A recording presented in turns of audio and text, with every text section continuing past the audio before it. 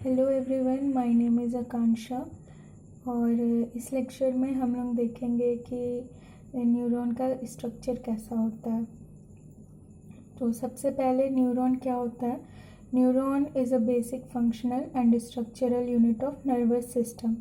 तो जैसे हमारे होल बॉडी का जो स्ट्रक्चरल और फंक्शनल यूनिट है उसे जैसे हम सेल कहते हैं, वैसे ही न्यूरॉन जो है वो सेल है नर्वस सिस्टम का, जिसे हम फंक्शनल और स्ट्रक्चरल यूनिट कहते हैं। क्लियर।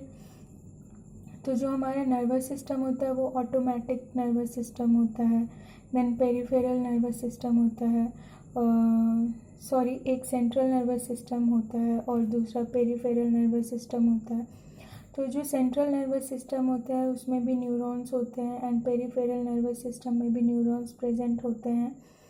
हम लोगों ने देखा है कि आगे भी हम लोग देखेंगे कि रिफ्लेक्स एक्शन होता है जिसमें मोटर न्यूरॉन्स का बहुत बड़ा रोल होता है, और ये जो आप स्ट्रक्चर देख रहे हैं वो एक मोटर न्यूरॉन का ही है। मोटर न्यूरॉन क्या होते हैं, वो peripheral nervous system central nervous system that is spinal cord से मसल्स को कनेक्ट करते हैं। ठीक है, तो ये फंक्शन हम लोग बाद में डिस्कस करेंगे आगे के लेक्चर्स में। आज हम लोग स्ट्रक्चर देख रहे हो, स्कूल में भी पढ़े हो, बस थोड़ा सा इसको डिटेल में एक्सप्लेन कर देते हैं कि स्ट्रक्चर कैसा होता है। तो न्यूरॉन जो है उसमें बेसिक स्ट्रक्चर होता है ये cell body, axon and axon terminal. Okay, तो ये आपको डिफरेंट टाइप ऑफ न्यूरॉन मैंने यहाँ पे बनाया हुआ है, उसमें भी ये बेसिक स्ट्रक्चर आपको दिखेगा।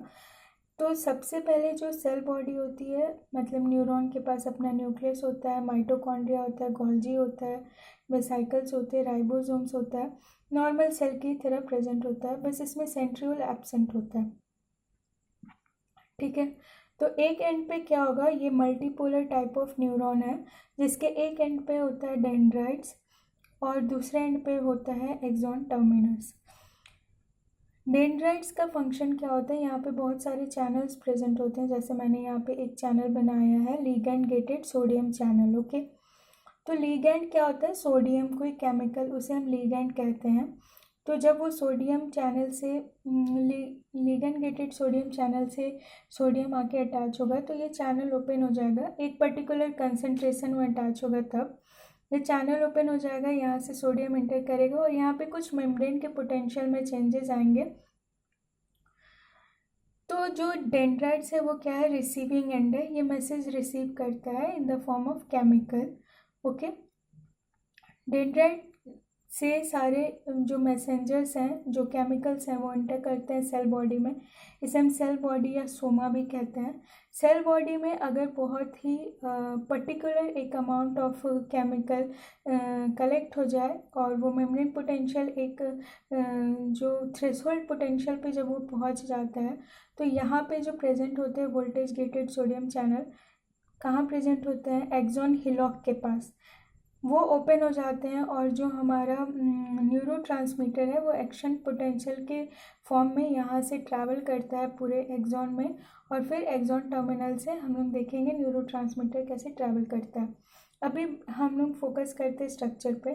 तो सेल बॉडी और एक्सॉन के बीच का जो जगह है उसे हम एक्सॉन हिलॉक कहते हैं, और एक्सॉन हिलॉक ही वही पोजीशन है जहाँ पे एक्शन पोटेंशियल जनरेट होता है। तो अगर आपसे कोई पूछे या आपके ऑब्जेक्टिव में जनरली आता है कि न्यूरॉन के कौन से पार्ट से एक्शन पोटेंशियल जनरेट होता है, तो हमें आंसर देना है एक्सॉन हिलॉक, क्योंकि इस रीजन में बहुत सारे voltage gated sodium channels present होते हैं, जो यहाँ पे मेम्ब्रेन पोटेंशियल में चेंजेस होता है, उन्हीं के वजह से ये ओपन होते हैं। और फिर हम देखेंगे आगे जो हम लोग जनरेशन पढ़ते हैं एक्शन पोटेंशियल का, उसमें कि कैसे बहुत ही तेज़ी से सोडियम अंदर आता है और एक्शन पोटेंशियल जनरेट होता है। अच्छा, अभी तो आप लोग देख सकते हो, ये बचपन में भी पढ़ा हुआ है कि ये माइलिन शीथ होती है कुछ न्यूरॉन में नहीं भी होती है। ये माइलिन शीथ है जो कि स्पीड बढ़ाती है हमारे न्यूरॉन का। देन यहाँ पे स्वान सेल्स है। अच्छा, इंटीरियर में अगर हम लोग देखें तो यहाँ पे माइक्रोट्यूब्यूल्स होते हैं। कुछ जो न्यूरोट्रांसमीटर्स हैं वो सेल बॉडी में सिंथेसाइज होते हैं, और कुछ जो न्यूरोट्रांसमीटर्स हैं एक्सॉन टर्मिनल पे सिंथेसाइज होता है। तो जो न्यूरोट्रांसमीटर सेल बॉडी के पास सिंथेसाइज होते हैं, मतलब सेल बॉडी में सिंथेसाइज होता है, उन्हें एक्सॉन टर्मिनस के तक भेजने में ट्रैवल करना पड़ेगा। ये ट्रैवल करते थ्रू द माइक्रोट्यूब्यूल। आप लोग यहाँ पे देख सकते हो, ये वाला जो रीज़न है, ये क्या है, माइक्रोट्यूब्यूल है।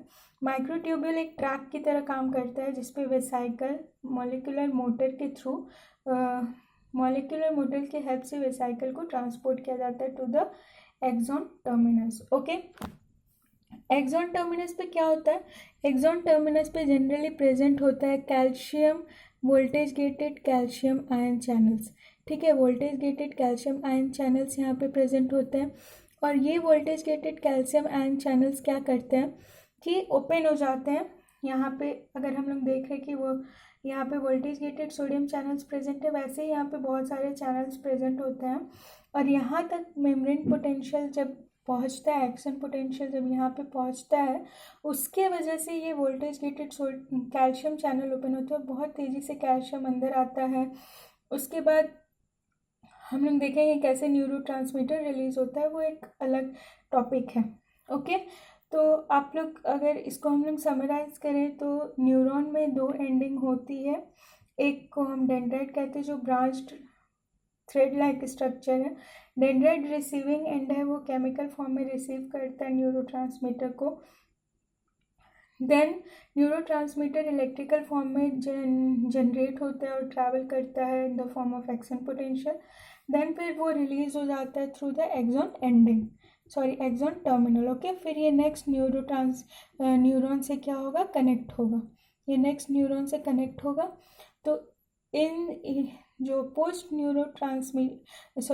न्यूरॉन है और जो ये जो पोस्ट न्यूरॉन है और ये जो प्री न्यूरॉन है, इन दोनों के बीच के जंक्शन को हम लोग क्या कहेंगे, साइनैप्स कहेंगे। ये हम लोग नेक्स्ट में देखेंगे।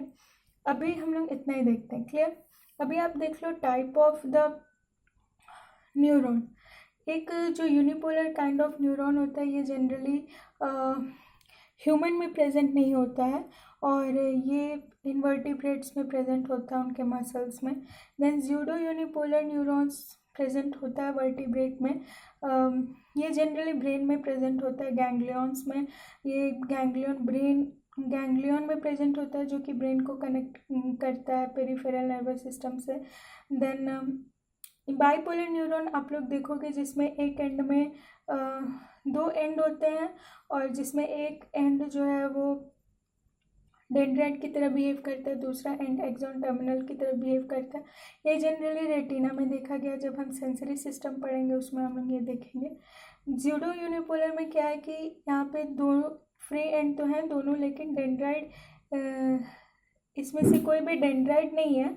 इसमें से दोनों क्या होता है, एक्सॉन टर्मिनल होते हैं, लेकिन एक जो एंड है वो डेंड्राइट की तरह बिहेव करता है। ओके, तो आज के लेक्चर में हम लोग बस इतना ही देखते हैं। छोटा सा टॉपिक था, स्ट्रक्चर बहुत इजी है, आपको बस एग्ज़ाम में ये शॉर्ट नोट्स में आता है। आपको डायग्राम बनाना है, इसका इंट्रोडक्शन लिखना है, थोड़ा सा न्यूरॉन का फंक्शन लिखना है, दैट्स इट। अगर वीडियो अच्छा लगा हो तो लाइक कर देना और हैप्पी लर्निंग।